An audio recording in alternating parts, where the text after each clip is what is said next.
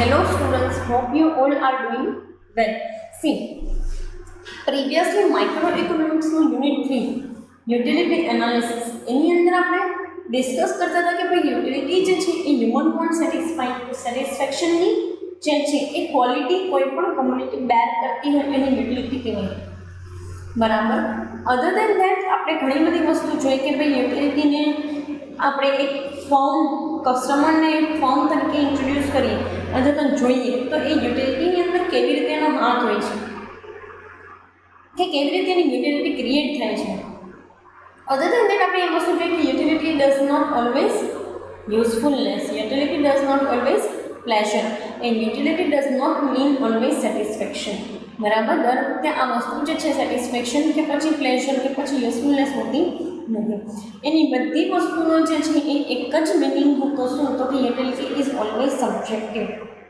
Utility હંમેશા subjective હોય છે, નહીં કે એ કોઈ બી જગ્યાએ કોઈ પણ વસ્તુ અકોર્ડિંગ ટુ જે છે એ કામકાજ કરતી હોય. એ હંમેશા હ્યુમન માઇન્ડ અકોર્ડિંગ ટુ કામકાજ કરતી હોય અને ઇન્ડિવિજ્યુઅલ ટુ ઇન્ડિવિજ્યુઅલ ડિફર હોય. ફાઇન. અલગ અલગ હોય છે, ચેન્જ થતી રહે છે. નેક્સ્ટ તમારો ટોપિક છે ટાઈપ્સ ઓફ યુટિલિટી. એમાં પહેલું તમને આપ્યું છે ફોર્મ યુટિલિટી. સી, કોઈ બી વસ્તુ છે ને એનું ફોર્મેશન કેવું છે ને એના અકોર્ડિંગ ટુ એની યુટિલિટી ડિસાઇડ થાય. તમને એક ક્વેશ્ચન થાય કે madam formation? Yes, formation. And why not formation? શું કામ ફોર્મેશન નહીં? તો સી, એક વસ્તુ તમને કહી દઉં કે આ જે લાકડું હોય ખાલી આપણે જંગલમાંથી કાપીને લઈ આવીએ છીએ લાકડાને. તો લાકડાને આપણે પડતર તરીકે યુઝ કરીએ તો એની યુઝફુલનેસ ખાલી એટલી જ છે. પણ એ લાકડામાંથી જહાજ બનાવીએ તો એક જગ્યાએથી બીજી જગ્યાએ દરિયાઈ માર્ગની અંદર આપણને યુઝફુલ થાય. એ લાકડામાંથી ફર્નિચર બનાવીએ, અમે લોકો જે જગ્યાએ બેસવું છે બેન્ચીસને એવી બધી વસ્તુ બનાવીએ કે તમારા ઘરની અંદર ટેબલ ખુરશી જે કંઈ પણ છે એવું બનાવીએ તો ફોર્મ યુટિલિટી કોઈ પણ વસ્તુના ફોર્મેશનને ચેન્જ કરવાથી જે યુટિલિટી મળે છે ને that is known as the form utility. યુટિલિટીના ઘણા અલગ અલગ ટાઈપ હોય. એમાંનો એક છે ફોર્મ યુટિલિટી કે તમને કોઈ બી વસ્તુના ફોર્મેશન અકોર્ડિંગ ટુ જે છે એ યુટિલિટી જનરેટ થતી હોય. ફાઇન. અને એ વસ્તુના સિનારીઓ અકોર્ડિંગ ટુ જ આ લોકો કહે છે તમને અબાઉટ ધી ફોર્મ યુટિલિટી. હવે તમને એક બીજું પણ એક્ઝામ્પલ આપું. તમે લોખંડ જે છે એની પીગાડીને કેટલી બધી લોખંડની વસ્તુઓ બનાવી શકો. બરાબર. પણ જ્યાં સુધી એ રો એટલે કે કાચું લોખંડ છે ત્યાં સુધી એમાંથી કાંઈ બને નહીં. સ્ટીલ છે તો સ્ટીલની અંદરથી તમે સ્ટીલને પીગાડીને કેટલી બધી અલગ અલગ વસ્તુ બનાવી શકો. ડન છે. પણ જ્યાં સુધી એ એમને સ્કેટર્ડ વેની અંદર છે ત્યાં સુધી એમાંથી કાંઈ યુઝફુલનેસ નથી તો કરી નાખો. ખાલી પીગળેલા સ્ટીલ શું કરો તમે? કાંઈ નહીં. ફાઇન. સો એ મેનરની અંદર તમને કહે છે કે ભાઈ ફોર્મ યુટિલિટી કોઈ પણ વસ્તુના ફોર્મેશનને ચેન્જ કરવાથી જેટલી પણ યુટિલિટી તમને જનરેટ થાય છે that is known as the form utility. અને દરેક જગ્યાએ ફોર્મ યુટિલિટી છે ને એ મળતી જ હોય તમને.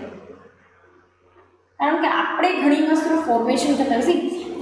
તમને ઘઉં જે છે એ કાચા હોય, પછી મમ્મીએ ઘઉંમાંથી લોટ દળાવી અને તમને રોટલી બનાવીને આપે છે. કાચા ઘઉંની યુટિલિટી કાંઈ હોય છે ને રોટલીની? તો કે હા, ભાખરી ખાવ છો કે પૂરી બનાવીને ખાવ છો કે પરોઠા કે થેપલા બનાવીને ખાવ છો, દરેક વસ્તુની યુટિલિટી છે તો કે હા. ફાઇન. સો સિમ્પલી ફોર્મ યુટિલિટીના સેન્સમાં તમને કીધું છે કે આપણે ઘણી બધી વસ્તુઓ એવી કરતા હોઈએ છીએ અથવા તો એનું ફોર્મેશન કરીએ છીએ કે જેમાંથી આપણને યુટિલિટી અથવા તો આપણી હ્યુમન વોન્ટ સેટિસ્ફાઈ થઈ શકે. ફાઇન. સો એ વેની અંદર તમને કીધું છે કે ભાઈ ફોર્મ યુટિલિટીની વાત કરી છે. નેક્સ્ટ તમે કહે છે પ્લેસ યુટિલિટી. સી, ઘણી વખત છે ને આપણી યુટિલિટી અલગ અલગ પ્લેસ વાઇઝ જે છે ને ચેન્જ થતી હોય. શું કામ? કારણ કે આપણી એ પ્લેસને અકોર્ડિંગ ટુ બિહેવ કરતા. આજે તમે અહીંયાથી મૂવ થઈ જાઓ છો યુએસએ કે બરાબર કોઈ બી બીજા કન્ટ્રીની અંદર તો તમારા દિવસ રાત જે છે ને એના સેન્ટિમેન્ટ્સ ચેન્જ થઈ જાય કે according A country according to ચાલે. આપણે અહીંયા દિવસ હોય તો ત્યાં રાત હોય છે, આપણે અહીંયા રાત હોય તો ત્યાં દિવસ હોય છે. તો તમારા સેન્ટિમેન્ટ છે એના અકોર્ડિંગ ટુ ચેન્જ થઈ જાય. સિમ્પલેસ્ટ મેનરની અંદર કહું છું કે પ્લેસ યુટિલિટી અલગ અલગ પ્લેસ વાઇઝ ચેન્જ થાય. તો કેવું હોય તો કે નોર્મલ સેન્સની અંદર તમને એક વસ્તુ કહું, માની લો કે તમે શિમલા જાઓ છો, ત્યાં તો બરફ છે. ઇવન ધો you are going to Shimla in summer or in monsoon even, you have to bring the woollen clothes.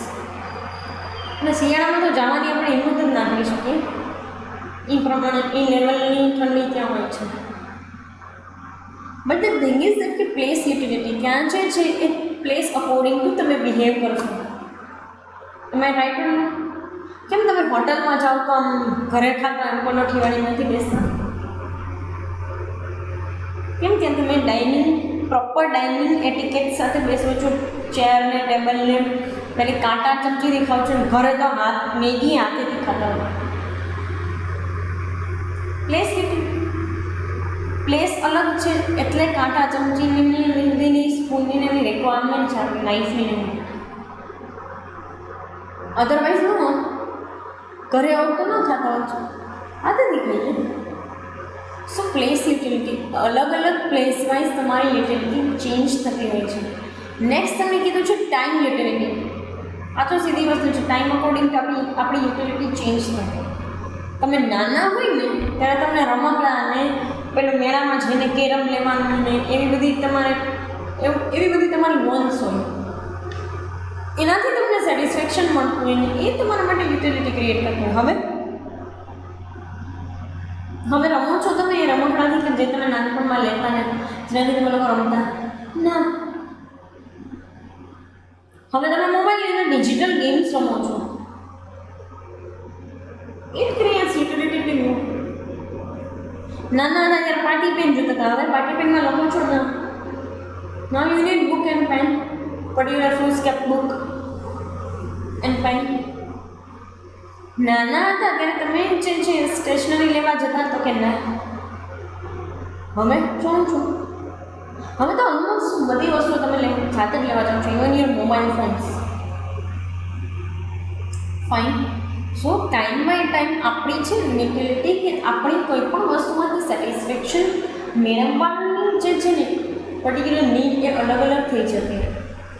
નાના હોય ત્યારે પહેલાં અવાજ કરે એવા ચૂચુવાળા શું છે તે હવે લે છો ના કાં કેમ હવે નથી લેતા? યુટિલિટી નથી ને ત્યારે એમાં આપણને પ્લેઝર ને એમાં સેટિસ્ફેક્શન ને એવી બધી વસ્તુઓ ફીલ થતી, હવે નથી થતી. That's why we are not focusing on to that part. બરાબર છે. બીજા ઘણા બધા એવા એક્ઝામ્પલ છે જે ટાઈમ યુટિલિટીના છે. તમે અત્યારે કંઈક ચલો માની લો કે અત્યારે તમારી નીડને દરેક વસ્તુ અલગ છે. આફ્ટર યોર મેરેજ તમારી નીડ, તમારી સેટિસ્ફેક્ટરી થિંગ્સ જે છે ને એના સેન્ટિમેન્ટ્સ ચેન્જ થઈ જશે. સો that's why it is considered as a time utility કે ટાઈમ ચેન્જ થવાથી યુટિલિટી ચેન્જ થાય. નેક્સ્ટ તમને કહે છે સર્વિસ યુટિલિટી. તમને એવું કહેશે ને મેડમ સર્વિસ યુટિલિટી, હા તમે કોઈ પણ પ્રકારની સર્વિસીસ મેળવો છો ને એમાંથી તમને જનરેટ કરી યુટિલિટીની વાત કરે છે. કેવી રીતે? આજે તમે જે છે એ ઘરનું કામ કરતા હોય તો તમને એક સેટિસ્ફેક્ટરી એલિમેન્ટ થાય. ઘરનું કામ is A part of the service. Satisfaction create થયું કામ એનાથી ઘર સારું દેખાય છે, વ્યવસ્થિત દેખાય છે. That's why let us move on to the other services, જેમ કે ટ્રાન્સપોર્ટેશન સર્વિસીસ. સેટિસ્ફેક્શન ક્રિએટ થાય, હા એક જગ્યાએથી બીજી જગ્યાએ પહોંચી જાઓ છો તમે. Then we can move to the particular communication service. શું જરૂરિયાત છે કમ્યુનિકેશનની? શું જરૂરિયાત છે લોકોની સાથે હળવા મળવાની? કે શું જરૂરિયાત છે કોઈને મેસેજ કરીને ફોન કરીને પૂછવાની કે બર્થડે વિશ કરવાની? કાંઈ નહીં, કોઈ પણ જરૂરિયાત નથી. કેમ? Why so the thing is that કે તમે જેવી સર્વિસીસ અક્વાયર કરશો ને એ પ્રમાણની તમને એટલી યુટિલિટી એટલું સેટિસ્ફેક્શન ક્રિએટ થશે. કારણ કે હ્યુમન માઇન્ડ હ્યુમન કનેક્શનની નીડ જે છે ને it is our basic need. તમે થોડાક દિવસ એકલા રહીને જોજો, you will feel like a psycho. ન ગમે આપણને એકલા. ભલે આપણે એવું કહીએ કે ઘણી વખત આપણે એવું કહેતા હોય કે મને અલોન ટાઈમ સ્પેન્ડ કરવો છે, but these are the rarest of rare case. Otherwise તમે માણસો વગરને એક ક્યારેક એવું કરજો કે મમ્મી પપ્પા કે બહાર ગામ જતા તમે એમની સાથે ન જતા ને એકલા ઘરે રહેજો. અડધો દિવસ મેક્સિમમ ટુ મેક્સિમમ પોણો દિવસ તો તમે માંડ રહી શકશો. Then you will feel something awkward. તમને એક વિચિત્ર ફિલિંગ આવવા માટે કે ભાઈ નથી રહેવાતું, એટલું મજા નથી આવતી. મોબાઈલને કેટલીક વખત ચલાવવાને ટીવી કેટલીક વખત જોશો તમે એક ક્લાસ ઉપર રહે. જમવાનું બનાવતો એક જણાનું જમવાનું બનાવતો કેટલી વાર લાગે, સાફ સફાઈ કરીને બધું કામ કરી લીધું. પછી કામમાંથી જ્યારે તમે ફ્રી થઈ જાઓ ને તો તમને અલોન ફીલ થવા મળે. તો હ્યુમન કનેક્શનની નીડ જે છે ને it is also the basic need. And that's why we need all this services. આપણે ટ્રાન્સપોર્ટેશનની કે કોમ્યુનિકેશનની સર્વિસીસ શું કામ જોઈએ છે? Why we need education, why we need healthcare facilities to satisfy and to form and to build the relations. બરાબર, એટલા માટે એ વસ્તુ આ સર્વિસ યુટિલિટી જે છે એ આપણા માટે નીડેડ છે. If the service utility is not there, how can we satisfy our wants?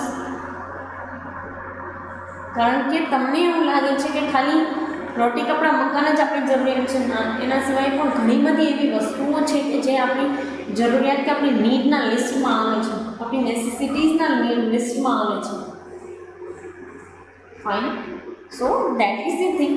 અને એના સેન્સની અંદર તમને કીધું છે. સી નેક્સ્ટ તમને કહે છે ફીચર્સ ઓફ યુટિલિટી. ટાઈપ્સ આપણે સમજી લીધા કે ભાઈ ફોર્મેશન ચેન્જ થાય, પ્લેસ ટુ પ્લેસ ચેન્જ થાય, ટાઈમ ટુ ટાઈમ ચેન્જ થાય, અને સર્વિસીસ અકોર્ડિંગ ટુ ચેન્જ થાય. That is known as that is the types of utility. Now તમને ફીચર્સ કીધેલા છે. આપણે કેરેક્ટરિસ્ટિક્સ આપણે કહીએ ને, યુટિલિટીના કેરેક્ટરિસ્ટિક્સ કીધા છે. પહેલું તમને કીધું છે કે યુટિલિટી ઇઝ સબ્જેક્ટિવ. જે વસ્તુ આપણે અહીંયા પણ ભણી ગયા. The concept of utility is subjective. સાવ સાચી વાત છે. સબ્જેક્ટ મેટર છે.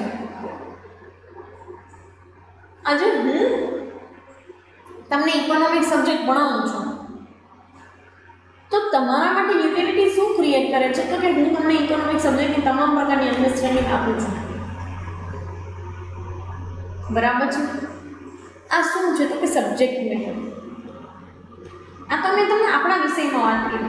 હા, હું તમને બીજી કોઈ વસ્તુની વાત કરું કે ભાઈ તમારે ક્યાંક બહારગામ ફરવા જવું છે અને તમારી પાસે 3 ઓપ્શન છે. Either you can go from the air transportation, either you can go from the railway, or you can order the bus transport. ચોથો ઓપ્શન એ છે કે તમારી ખુદની ગાડી છે ને એ લઈને તમે ડ્રાઈવ કરીને જાઓ છો. 4 ઓપ્શન છે. હવે ડિસ્ટન્સ જે છે ને એ બહુ દૂરનું છે. અહીંયાથી દિલ્હી જવું છે, કાર લઈને તો બહુ થાકી જવાય. તમે એકલા કાર લઈને થાકી જાવ. બસમાં પહોંચતા બહુ વાર લાગશે.